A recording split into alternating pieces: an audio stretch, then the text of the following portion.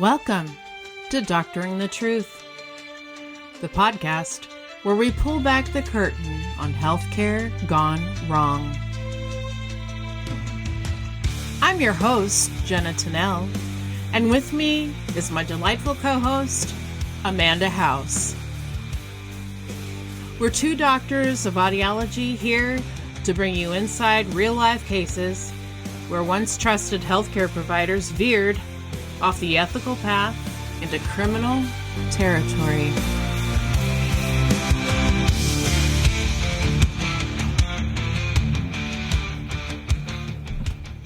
Jenna!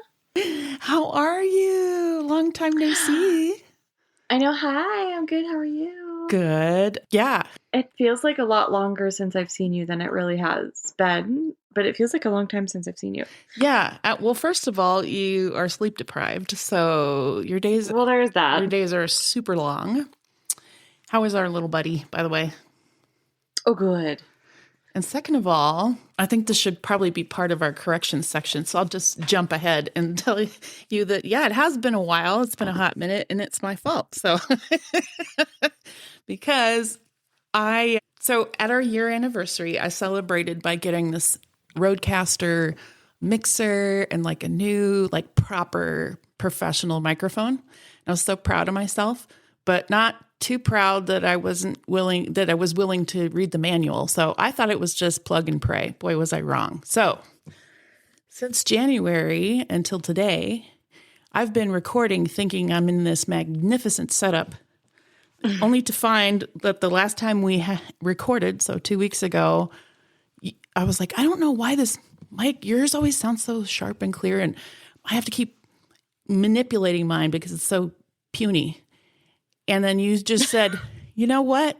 I mean, here we are, audiologists, like, duh, I didn't even think of this. She goes, now I'm talking to listeners, not you. Amanda says, well, just tap on your mic and see if something happens. And I tapped on it and nothing happened. So I had been proudly using my crappy speaker or microphone on the actual computer, not even a headset mic. So then the next week, I had ordered some stuff that didn't come to try and fix the situation. I needed different cables. Boring. Okay. So I used that headset mic that you normally use, like close to your mouth, like a diva. And the heavy breathing and mouth noises were enough to drive me into my own misophonia. So, yes. And it took me hours to edit because I couldn't get past every little mouth noise and stuff. So I said, Amanda, I just can't do it this week. So we took a break and here we are. I hope it sounds good. So that's my story. Yeah. Well, if you saw my social media post, I wrote very neutrally that we had to have more time because the episode is that good. Oh, crap. That's a lot of pressure. Did you not see it? No. God, it's been crazy as well. Like, I've been used to kind of when you start a new practice and a new culture is kind of relaxed. I've been having relaxed days. And then this week it's been crazy and I'm not used to picking up the pace. So it's been kind of, I have like 11 pairs of hearing aids or repairs and things to order, and I already worked 10 hours. Yeah. Anyway, so not feeling sorry for myself. I love my job, but it's catching up with me and I need to pick up the pace. So enjoyed the break. This. Yes. Yeah. And I got to go to the Upper Midwest Audiology Conference, and it was nice to see old friends. Yay. I won't ask you what you've been doing unless it's something other than surviving. Nothing outside of motherhood. Yeah. Nothing. Yeah. Diaper changes, feedings, laundry, all the good stuff. All the good stuff. And I love it. It's the best job I've ever had. I will say, though, it is much more demanding than my day job. Yes. Very much. And you know what? Also 24/7. Yeah. Yeah. And I would tell people, God, I'm exhausted. I love my baby and this is wonderful, but I'm so tired. And then you just feel like you're never, ever going to get more than 2 hours in a row. And then people tell you really annoyingly, oh, enjoy this time. It goes so fast. Well, I'm not enjoying the sleep deprivedness, but yeah, Yeah. they do grow. They change almost daily. It's like watching corn grow. Yeah. Yeah. Yeah. For those, Totally. yeah. So I didn't know you could actually watch corn and see it grow. You'd have to be pretty bored, but apparently it's a thing. Yeah, I've definitely never tried. Okay. Well, anything else? Other corrections in other sections? I don't think so. Okay. All right. I can't remember back that far, Yeah. honestly. Yeah. Yeah. Mamahood will do that. Well, I'm going to just move on to our first sponsor, which is Torain. That's TORRAIN.org. That offers a unique collection of backpacks, totes, wallets, and travel gear designed for explorers and adventurers who prioritize sustainability.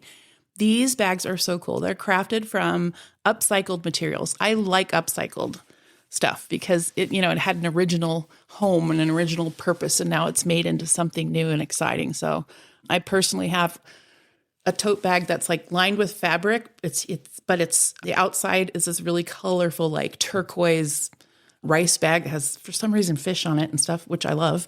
I don't know what the fish and the rice anyway. And it is so sturdy. It's like you can just pack that thing full of like cans or something, and it won't. I was going to say books. Or books. There you go. I was like, what's heavy? We're both tired, but yeah. Who's sleep deprived here? Yeah, I know, right? We both are. Well, I watched the news the other day and I couldn't sleep because it gave me nightmares. Anyway, but that's another story for another day and another podcast probably. Anyway, this is a really special place to shop. So you want to go there because if you want to get somebody a unique gift or just get yourself something that you can feel good about, you're using upcycled materials and you're getting something super cute. But it's a good present too. So let me know, listeners, if you would like a address to send one to. We don't mind presents, right? We just need to get a P.O. box. But okay, anyway, feel free to go and order this. They've got tote bags and wallets and all kinds of things. And if you use our promo code, you get 15% off. And our promo code, I know you're not going to be surprised, but it's Stay Suspicious. So again, Shocker. Find these beautiful bags at Torain.org. Okay, so yes, this episode's it's a doozy, but it's kind of a thinker as well. And most of this episode that I'm going to discuss is from a book called The Psychopath Test by John Ronson, who is like a reporter and an author, and it's just so clever the way he writes. I really, really recommend if you find this episode intriguing and interesting, get The Psychopath Test by John Ronson.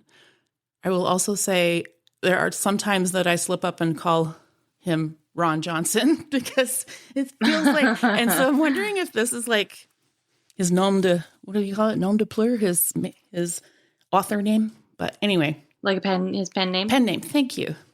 There are some triggers. There's some brief mention of sexual abuse, rape, assault, and sexual abuse of minors, as well as drug use. So, just be warned. Great. If that's not for you. Well, that wasn't a good way to put it, but yeah, just be warned that I'm not going to go into a lot of detail, but those things will be mentioned.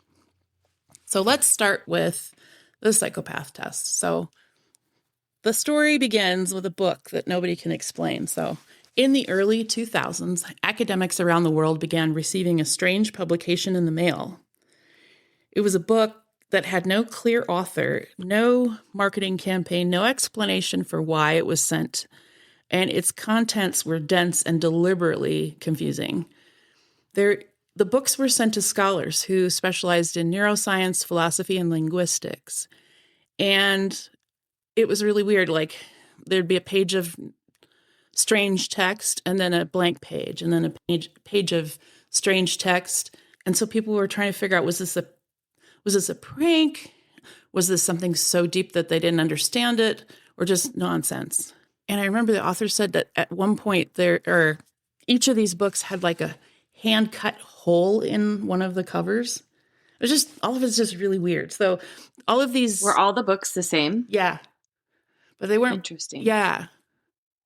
And they were sent to, like I said, all of these professionals across the world that were, well known for their specialty in all of these highbrow fields like neuroscience and philosophy and stuff. So that's where John Ronson, our journalist, and I forgot to mention, he is known for investigating institutional blind spots and fringe belief systems. So he heard about this and he became intrigued. And he set out to discover who had written the book and why had it been distributed so mysteriously. And so at first, this mystery appeared eccentric but harmless. It seemed like a kind of intellectual scavenger hunt that might lead to an obscure academic or elaborate joke. But instead, it led Ronson into the world of forensic psychiatry, and eventually into a far more complicated question: who gets labeled a psychopath? So Ronson's investigation, or that's a heavy word, but his search introduced him to Dr. Robert Hare, who's a Canadian psychologist. And Dr. Hare developed the Psychopathy Checklist, revised. So it's known by its acronym as PCL-R. In forensic settings, the checklist carries extraordinary influence. It's a structured diagnostic tool consisting of 20 traits, each scored on a scale of 0 to 2. The maximum score is 40, and in North America, a score of 30 or above is typically considered diagnostic for psychopathy. The traits aren't really dramatic in isolation, but they include stuff like superficial charm, grandiosity, pathological lying, lack of remorse, shallow affect, impulsivity, poor behavioral control, and criminal versatility, among other things. What gives the checklist power is not any single characteristic, but the pattern that it claims to reveal. Hare presents the tool as a rigorous, evidence-based, and carefully constructed tool that was developed through decades of research. It's used in prisons, secure hospitals, and courtrooms. Judges and parole boards rely on it when they're making decisions about release and supervision. A high score can mean extended confinement, and a low score can mean the possibility of freedom. So when Ronson meets Dr. Hare, he doesn't encounter a villain. He encounters a composed and methodical scientist who believes that he's built something valuable. Ronson is invited to observe how the checklist works in practice. He's shown how to identify traits during interviews, and he learns the language. And once he learns the language, something subtle begins to happen. The checklist becomes difficult to unsee. Let's talk about the Oak Ridge Total Capsule experiment. Early in the 1800s, a French psychiatrist named Philippe Pinel posited that there was a kind of madness that didn't look like madness at all. There were no hallucinations, no delusions, no talking to invisible owls in the corner, just a person who could think clearly, speak coherently, and still act with shocking cruelty or impulsive violence. Pinel called it mania without delirium, mania sans délire. The disturbing idea was that someone could have an intact intellect, intact logic, intact memory, and still have something profoundly wrong in the part of them that governs restraint, empathy, and conscience. And honestly, that concept is still the jump scare at the heart of the modern psychopath conversation.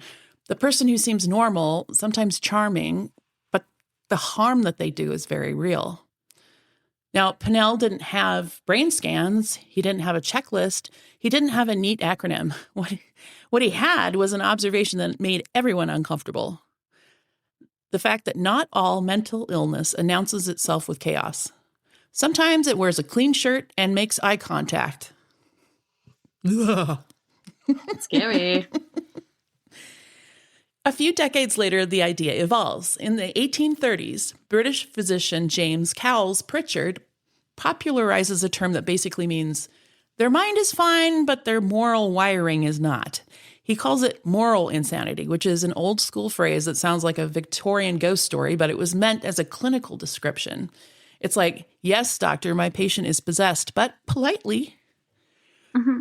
This theme stays consistent, that the intellect can be intact while empathy is absent, or at least unusually thin.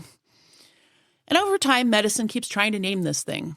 moral imbecility, psychopathic personality, sociopathy, antisocial personality disorder.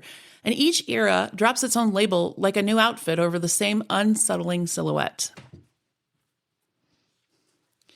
Then, in the 1940s, psychiatrist Hervey Cleckley puts a literary frame around it in a book called The Mask of Sanity. His point is right there in the title. Some people can mimic normal so well, smile, charm, apologize, promise, and perform remorse that you can stand in front of them and feel reassured. Meanwhile, the pattern underneath stays the same. And so this brings us back to John Ronson decades later and the psychopath test, because Ronson isn't just telling a story about bad people. He's telling a story about a culture-wide obsession, our urge to diagnose the invisible. And I don't know about you, Amanda, but this urge is what leads me to listen and watch and read about true crime, because I'm always trying to figure out, what makes these people tick. And I'm always wanting to, me, do a solid armchair diagnosis and talk about it with anyone who'll listen. I love the title of that book, by the way, The Mask of Sanity. Yeah. So clever.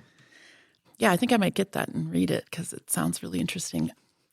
But back to the psychopath test, this is where things can get dangerous, because when you're terrified of the charming mask, you start craving anything that feels objective. And that's how checklists gain power. That's how a test becomes a kind of moral measuring tape. But before the checklist gets its moment, psychiatry goes through a phase that can only be described as bold, experimental, and ethically feral.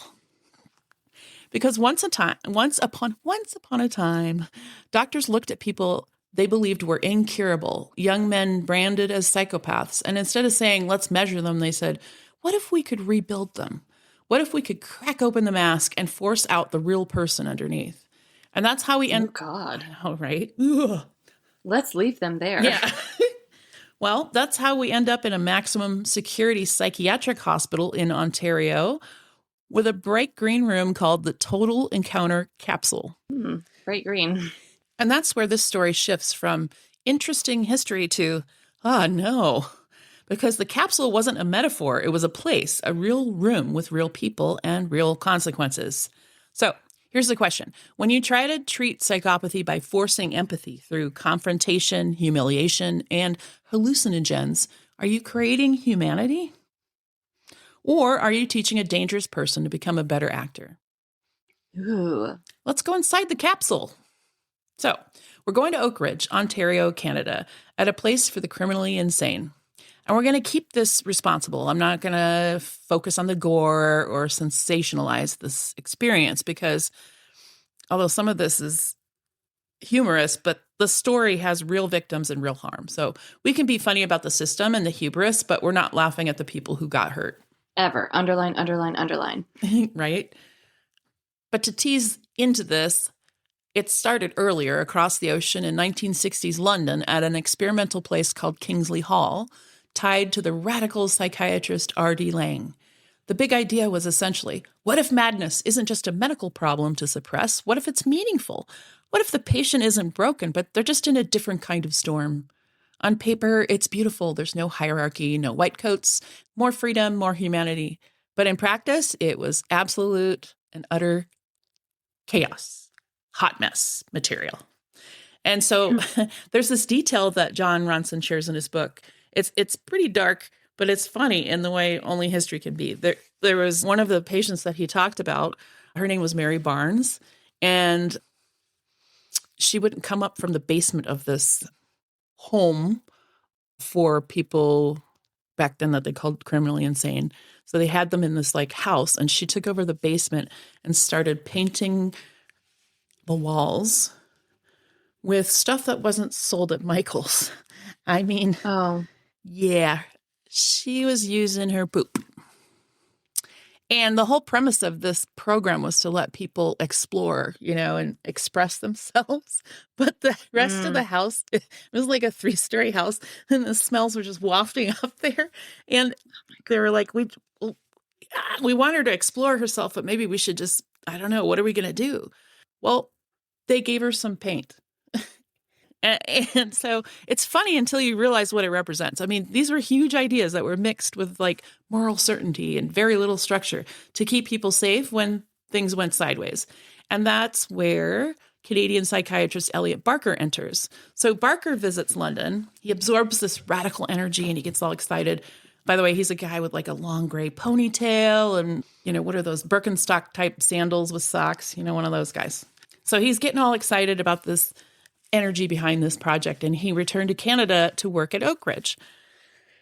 And remember, Oak Ridge is full of young men who've been labeled psychopaths.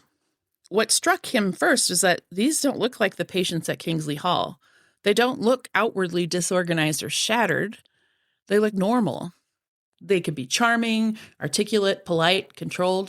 The kind of people who could say, yes, ma'am, while your instincts are screaming, do not accept a ride from him. So Barker develops a theory that maybe their illness is buried deep under that mask. Maybe you can force it to the surface, break the shell, and get to the real person, and then rebuild them into somebody that's capable of empathy. I mean, it's a hopeful concept. It's earnest. It's also the kind of hope that becomes dangerous when you forget one crucial thing: hope doesn't replace safeguards. Barker decides he's going to do something radical. He gets government approval, to obtain LSD. No, thank you, sir. Not street LSD, official, the good stuff, LSD. The kind of LSD that comes with paperwork. I would hope so. Yeah. It's time for our chart note. Welcome to the chart note segment, where we learn about what's happening in medicine and healthcare. Today's focus is endometriosis, because the news here is quietly huge. First, a reality check. Endometriosis affects about 10% of reproductive age women and girls worldwide. That's roughly 190 million people. It's chronic, painful, and it can affect everything from work and sex to bowel and bladder function. And the part patients have been screaming for decades, often to be told that it's normal, is the diagnosis delay. The WHO notes that the average time to diagnosis is between 4 and 12 years. I know, that's too long to be suffering, right? A 2025 study in the Netherlands, over 2,000 confirmed cases across 11 hospitals, found a median diagnostic delay of 7 years, with delays happening at multiple points: patient delay, GP delay, and specialist delay. But here's the bright spot. The clinical culture is starting to shift from prove it with surgery to treat what we can responsibly treat sooner. One of the biggest updates in modern care is that major guidance is challenging laparoscopy and histology as the automatic gold standard for diagnosis in every case. The guideline explicitly outlines a diagnostic process that challenges laparoscopic surgery as the default, reflecting the reality that imaging and clinical presentation can be enough to start treatment for many people. The WHO also notes that endometriosis can be diagnosed using imaging like ultrasound, and that surgery can be used to confirm, but it isn't necessarily required before confirming a diagnosis and initiating treatment. And next is the headliney, genuinely exciting area. Researchers are working on a biomarker-based test that could reduce diagnostic delay. For example, a study in the New England Journal of Medicine Evidence reported interim data validating a saliva-based microRNA signature for endometriosis, part of a prospective multicenter effort to externally validate diagnostic accuracy. And separately, a January 2026 Yale report describes research identifying blood microRNA signatures associated with early-stage disease in adolescents and young adults. This is important because many patients report symptoms starting in adolescence. The article's clear that more validation is needed before any test becomes widely available, but the direction is promising: earlier detection without immediate surgery. These aren't magic wands yet, but they're the first serious step towards a future where years of being dismissed isn't baked into the diagnostic pathway. And for symptom control, there's also meaningful progress in medication options, which I won't go into today, but if you are interested in learning more about this, I will have links to these research and the information about medication trials in the show notes. So to sum up, more people have a shot at pain relief without feeling like the only options are suffer quietly or schedule surgery. None of this erases the reality that endometriosis is still underdiagnosed, undertreated, and too often minimized, but the trend line is finally moving in the right direction. Earlier recognition, less invasive diagnosis pathways, and more treatment options backed by real data. Now we're back to a small room painted bright green, like a cheerful daycare color, like a room that's trying very hard to convince you it's not about to traumatize you. Yeah. Did they have Mary go there and paint it? Yeah, maybe. Just kidding. So then Barker selects a group of young offenders, mostly kids like in their late teens and to their mid-20s. And he chose them based on their intelligence and verbal ability. And he tells them, you're going to live in this room together for days at a time, and you're going to do nonstop encounter therapy. But first, take off all your clothes. Take off all your clothes. Oh my God. Right? So they were naked in a maximum security psychiatric facility with violent offenders in a confined space, under conditions of psychological pressure, and sometimes with LSD involved. So if you're thinking this sounds like a twisted wellness retreat, you're not wrong, except the stakes are not like, oh, I cried in a sound bath. The stakes are human safety. Inside the capsule, there's no clocks, no television, no calendar, no privacy. The therapy is constant: confrontation, confession, emotional demolition. Ronson describes it as an intense, unrelenting attempt to break through the normal facade and expose whatever's underneath. Food is delivered through openings in the wall. So they had straws sticking through the wall so that all they had was like liquid. I was thinking like jail cell style, get your tray. No, they just had to drink through a straw in the wall. Mm-hmm. Oh my God. Mm-hmm. And it's disorienting because you don't know the time, the day. There's no natural light, all of this. I would also like to see what I'm about to drink. Yeah. Right? Oh, you don't know what texture it's going to be, what temperature it's going to be, nothing. So the idea was that the patients would then become each other's psychiatrists. LOL. It's just kind of like a hospital when they're like, oh, we'll just do more with less. It's like, oh, everyone will just be each other's psychiatrist. Then we don't have to get anyone else. I know, right? That's a wild analogy, but you know what I mean. My mind I know exactly what you mean. So Dr. Barker, rather than being in the room, the actual therapist, rather than him being in the room, he watches everything from behind a one-way mirror. So he describes it as, this is a community of radical honesty. The author says this is where the ethical alarm starts blaring. And I'm like, I think we were blaring a little bit earlier than this. I think at the room. Yeah. I mean, group therapy in a room naked. I think it started there. Yeah, absolutely. And it doesn't end with the straws poking through the walls either. Oh. There were humiliations and punishments that the patients inflicted on each other for not cooperating. So things would be like forcing someone to wear a childish dress. There was one interview that Ronson did with, I think he was 19-year-old at the time, who was only in there because he committed a robbery or something, but he wasn't and one of the punishments that the prisoners in that room did, often they would chain people together so they'd get close and all this. So he was shackled to an older man who was a violent sex offender and a pedophile for therapy. Anyway, so that's not treatment. That's coercion, with a vocabulary that's pretending to be therapeutic. So this details a short story written by bureaucracy's evil twin. I can't believe what I'm going to say next. Oak Ridge would have host tours of visitors, including teenage students. It was part of the Demystify the Asylum initiative. What? So it gets even crazier. So these students are just your high school's we're going to check out the insane asylum. Let's watch these guys who are being basically tortured in this room. Sign your field trip release form. Make sure you bring it back tomorrow. Pack a sack lunch. What the fuck? So these kids, these students must be terribly traumatized.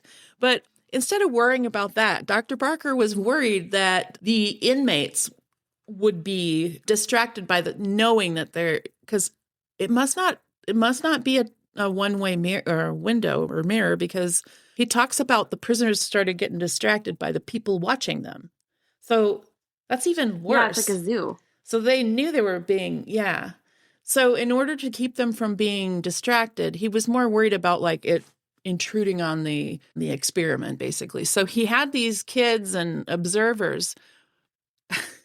I don't even know if I can describe it. We had these kids and observers. It's so ludicrous. Where he printed up all of these like horrific scenes of mutilation and dead bodies and murder victims and stuff. Printed them up, put them on a lanyard around all of these observers' necks when they came through, so that the inmates would continue to be traumatized and not like interested. Okay. So that's not traumatizing for the people visiting either, I guess. Well, it's kind of like, I don't know. Are you an Office fan? Yeah. Okay, so Angela is like this little, for those of you who don't watch it, this little like very uptight person, but she's absolutely enamored with the kind of, I don't want to say tacky, but the like Ann Geddes baby pictures that are like overly done. So there was one that looked particularly silly with this baby and holding a saxophone, like this infant. And so Oscar is, your gay guy who doesn't go for the fluff. He's also an accountant. Anyway, they get into an argument because he wants her to take the poster down. And so the inept boss, Michael, decides that the solution is for poor Oscar, the guy who's like offended by this poster, to wear a t-shirt with the poster on it so that Angela would take it off the wall. So he's like, well, you can't see it if you're wearing it. So I don't know. That's what this reminds me for of. sure. Oh, so yeah. So we've got those graphic crime scene photos that the visitors are wearing so that the men in the capsule are going to be confronted more and more with violent imagery. So anyway, that's not demystifying the asylum. That's a field trip through someone else's hell. And here's the thing. At first, the program looks like it's going to fail. Ronson says the men stare angrily at each other. I mean, wouldn't you? Yeah, for sure. It's horrible. Sometimes nobody talks for days, and the room becomes a pressure cooker. And then something shifts. And here's where it gets seductive, because humans love a redemption arc, and institutions love a success stories. In 1971, a CBC filmmaker named Norm Perry is allowed inside to film what's happening. And on camera, the men in the capsule begin to look transformed. They speak gently, they comfort one another, and they sound emotionally fluent. They appear to be something like community. And Barker, watching, looks moved. Ronson describes him trying to stay professional, but he was clearly delighted, like he's watching a miracle form in real time. Some of the men become so invested in the treatment that they allegedly tell parole boards, don't release me yet, let me finish the program. So in any locked institution, that's shocking, especially this traumatizing experience. People don't usually beg for more time inside. So you can see how this captured imaginations. Because if you're staring at people that society has labeled incurable and you see tenderness on their faces, I mean, you want to believe it. But this story, like so many stories in medicine, turns on the difference between looking better and being better. By the mid-1970s, Barker's exhausted by all that ogling of his naked men, and he steps back. And a younger psychiatrist named Gary Mayer steps forward. I think I described the wrong guy before. Mayer's the one that's openly counterculture, the one with long hair, sandals, and a confidence that if you just dissolve enough boundaries, everyone will become enlightened. Years later, Ronson meets Mayer for breakfast, and Mayer describes Oak Ridge as the best time of his life. He talks about freedom. He talks about knocking on a closed door in someone's psyche until it opens. He talks about the ward like it was a spiritual project. And just to be clear, spiritual projects are lovely, but they're not a treatment plan, especially not in a maximum security psychiatric hospital. So Mayer starts expanding the program. He creates something called the Dream Group, mixing psychopaths with schizophrenics. Okay. And again, I'm laughing at the system, not the people. But before bed, he made them all hold hands and say, let me experience my dream life in this community. And then in the morning, they were to share their dreams in group therapy. Mayer says the schizophrenics have vivid dreams, dream after dream after dream, while the psychopaths, if they dream, report almost nothing. He even tosses off the idea that schizophrenics dream in color and psychopaths dream in black and white. I don't know if any of this is true, but this is what Dr. Mayer was saying. And then he noticed something fascinating. It flipped the power dynamic. The psychopaths who dominate other spaces have to sit and listen while the schizophrenics take up all the room with their dreams. Oh, boy. To me, that's kind of almost charming. But anyway, when it comes time to vote on whether to keep Dream Group, the schizophrenics vote yes, and the psychopaths argue aggressively against it, and they win. I would vote to keep Dream Group. I love it. I love it, too. Doesn't necessarily mean we're schizophrenic, but yeah. No, yeah. I love hearing about people's crazy dreams. I'd be there for Dream Group. I wouldn't want any of the other experience, but... No. But as long as you get to, like, use your unqualified diagnosis of what it means, you know what I mean? It's no fun to hear someone's dream without saying, I think, what if it meant this? What if it meant that? Anyway. So Ronson asked why the psychopaths argued against it and whether or not it was a power thing. And Dr. Mayer said, well, partly. And also he said, who wants to listen to some schizophrenic's boring dream? What? I think that would be wildly fascinating. Probably even more fascinating than our dreams. Anyway, that line matters because it shows how contempt can live right alongside treatment. Even in a system designed to cultivate empathy, the old hierarchies leak back in. Then Mayer brings in chanting. Om. Oh my God. After lunch every day, the ward resonating. Om. A visiting psychiatrist attends, panicked, and runs out, later describing it was because it was like being in a room with a freight train bearing down. So I had some good resonance in that facility. Yeah, I guess. So Dr. Mayer tells it like it was an amusing anecdote, but administrators were getting nervous. And this is where we see the paper trail, the moment when someone with authority tries to put the brakes on a runaway train. So a memo was sent to Dr. Mayer, dated August 11th, 1975, warning about concern over the direction of treatment, about how LSD use drifted from what was originally approved, and about the introduction of mystical concepts. I mean, I love how, I don't love, but these men were like tortured for years, but then we want to talk about dreams. Oh, okay. Now we want our LSD back, Yeah. Oh, so the medical director urged Dr. Mayer to gently de-escalate. Dr. Mayer's response in Ronson's telling was basically, well, we can't de-escalate because then the big breakthrough moments aren't going to stick. So here's his logic. The men do an intense LSD weekend. They appear changed, and then they return to the general ward and regress. 2 steps forward, 2 steps back. So let's just keep them doing intense LSD, and then they won't regress. But what if everyone regressed together? Then the solution would be to have everyone transform together. And he proposes the most dangerous possible version of that idea, a mass LSD event, not just in the room with a handful of people, but the whole ward. Well, sure. Why not? It's a big party. Imagine being a security guard in a maximum security psychiatric hospital and being told, I'm sorry, today the entire unit's going to take LSD because it's a rite of passage. I mean, staff were furious and fearful, and the union was furious, and the guards reasonably were terrified because their entire job is to prevent precisely this kind of uncontrolled chaos. Yeah, I'd be calling in all day. Ronson describes the moment it collapses. Dr. Mayer came to work, his keys didn't open the locks anymore, and the guards had changed the locks overnight. So he's That's hilarious. I mean, they should have... Somebody didn't like confrontation, so they thought, well, we'll just change the locks. I love it. So he's effectively fired from the other side of the bars. So years later, though, Dr. Mayer seemed casual about it. He was like, oh, well, like it was a workplace disagreement over email etiquette. But when you treat safety and ethics like inconvenient bureaucracy, other people pay the bill.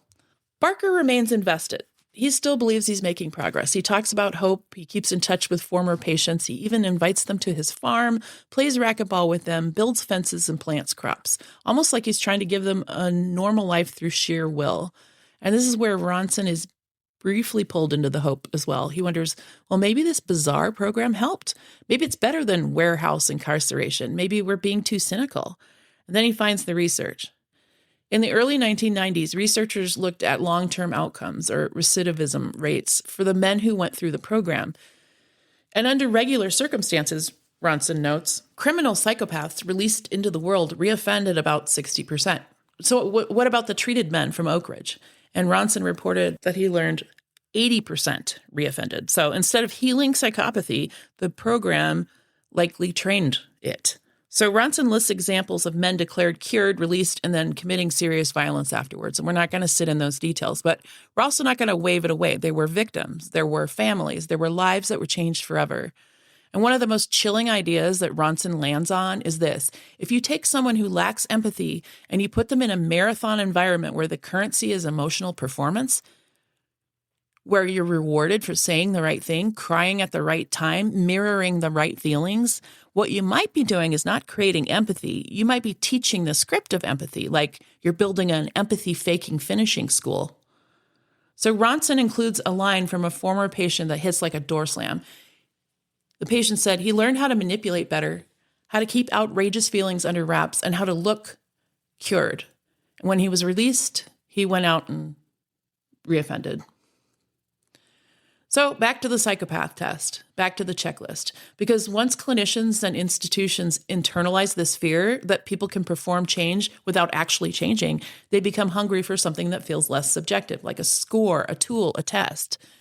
Not because tests are perfect, but because the alternative, this history, shows how badly things can go when treatment is powered by charisma, ideology, and wishful thinking. I just found this stuff so fascinating. This is why your girl should not read a book, because I can never, if I stick to articles, it's, okay, anyway. When we come back next week, we're going to talk about how that fear of performance, of the charm, the mask that helped shape the rise of the psychopath checklist, and why the desire for certainty can turn into its own kind of trap. Listen, do yourself a favor and get some Handful activewear. This, as Amanda will attest, is a fantastic women's activewear. And you know what? I followed your advice. You've been raving about it for so long. I was like, okay, I need me a bra that's not like puncturing my whatever's beside under your armpit, my lymph nodes. So I ordered some bras. So I will, let the listeners and you know how that works out. I can't wait to hear your review. Yeah, but the stuff is really, really cute. I had a lot of fun on the site. And when you go to handful.com and use our code Stay Suspicious, you're going to get a whopping 30% off.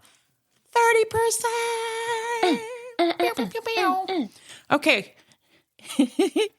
A word about our sponsors. Producing a podcast is not free. So if you want to support us, we earn a commission when you use that promo code at any of our sponsors' websites. And the promo code, as we all know, is Stay Suspicious.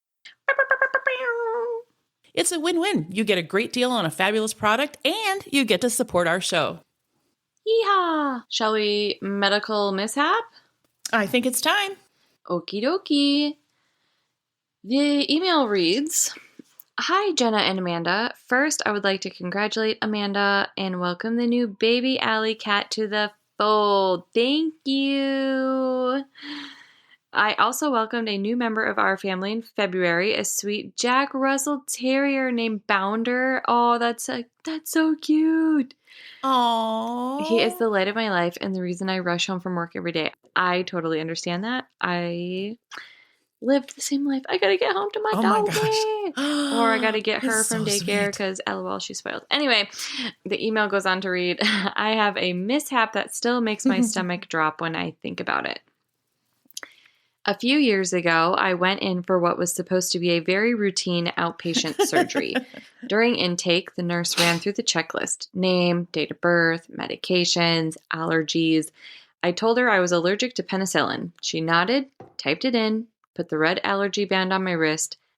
Standard stuff. Surgery went fine. I wake up in recovery, feeling groggy, but okay. I'm drifting in and out when I hear someone say, very casually, she got cefazolin in the OR. There's a pause. Then another voice. Wait, she has a penicillin allergy. And the entire tone of the room changes. Suddenly, people are moving faster. Someone's at my bedside asking how I feel. Another nurse is scrolling through my chart. I hear the words, reaction. Someone mentions Benadryl. The anesthesiologist comes back in. I'm lying there thinking, should something be happening right now? Am I about to stop breathing? Should I be itchy? My heart starts racing, which of course makes everyone look even more concerned. I'm sure the monitor's like, ah. Uh-oh, uh-oh. That was also such a I'm doing CPA moment, like, uh-oh, uh-oh. Like, uh-oh. Or like BRA. Okay, sorry, y'all. Work moment.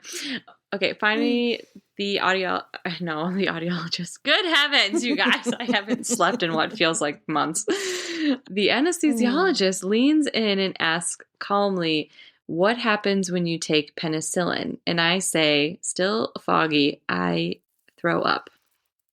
Silence. He blinks. Anything else? Hives, swelling, trouble breathing? No, just nausea. Another pause. Then this collective exhale around the room. Turns out I'm not allergic. I have an intolerance, a very common side effect. But for years, my chart had carried a full-blown penicillin allergy label, red wristband, pharmacy alerts, surgical flags. So I didn't almost die, but for about 3 minutes in recovery, everyone thought I might. And now anytime someone asks about allergies, I'm very clear. No allergies, just nausea with penicillin. Apparently that distinction matters. That's so funny. Well, that's my medical mishap. Thank you for reading it on the pod. Stay safe and stay suspicious of the difference between intolerance and allergic reactions. Your fan, Bounder's mama. Oh, I love the name Bounder. That's so cute. Oh, thank you, Bounder's mama. It's so cute. I know. You could just picture a little Jack Russell bounding around. Bounder. But it's so cute. Listen, I saw this email, obviously, because I'm the one that put it in the episode. But after I read it, I looked up like how this works out in the general population when patients report a penicillin allergy. It's the incidence of the allergy, and it's 10% of patients that report it. But when they're formally tested, more than 90% of those patients aren't actually allergic. Most had a childhood rash or an episode of nausea or a side effect that got mislabeled. And so once that allergy's in your chart, it sticks for years and sometimes for life. And so the flip side of this whole conversation is that label can mean you're given broader spectrum antibiotics, which are less effective, often more toxic, and contribute to antibiotic resistance. It can change surgical protocols. It can trigger pharmacy alerts. It can complicate care in ways that most patients never see because nobody stopped to ask what actually happened. And as a patient, especially if you're not in healthcare, you don't know that there's an option other than allergy, that you can say, I have an intolerance, you know? So here's the takeaway that I got from this is that if you're ever been told you're allergic to something, make sure you know what the reaction was and tell your provider what happens. I got a rash. I felt hyper, I got nausea, because in medicine, those details matter. For sure. Thanks for sharing that. Yeah. So, Amanda, we know that next week you're off the hook again because your girl read a book. And so now we got a two-parter. So it's so hard to choose what to put in and not put in when you read a book. It really is. God, I know. I want to share everything. So, well, I guess we'll look forward to hearing that. And then I will, I suppose, drum up something real nice since I have extra time. And you have extra time between constant care of your child. Well, I don't actually have any time. I mean. But the truth is, this two-parter came at a wonderful time because I actually haven't started an episode yet. So, sometimes I think about it at 3 a.m. when I'm pumping, and then I'm like, no, I gotta go back to bed. And it's like, you don't want to be thinking about that kind of stuff in the middle of the night, but meh. You know what? What's time when you're awake 24/7? It's time. It's fine. So, y'all, until next week when we hear the wild end to this tale, don't miss a beat. Subscribe or follow Doctoring the Truth wherever you enjoy your podcasts for stories that shock, intrigue, and educate. Because trust, after all, is a delicate thing. You can text us directly on our website at doctoringthetruth@buzzsprout.com. Email us your own story ideas, medical mishaps, and comments at doctoringthetruth@gmail.com. And as always, be sure to follow us on Instagram at Doctoring the Truth Podcast and Facebook at Doctoring the Truth. We're on TikTok at Doctoring the Truth and EdOddPod. Don't forget to download, rate, and review so we can be sure to bring you more content next week. And until then, stay safe and stay suspicious. Good night. Bye. Bye. Bye. 1, 2, 3, goodbye. Bye.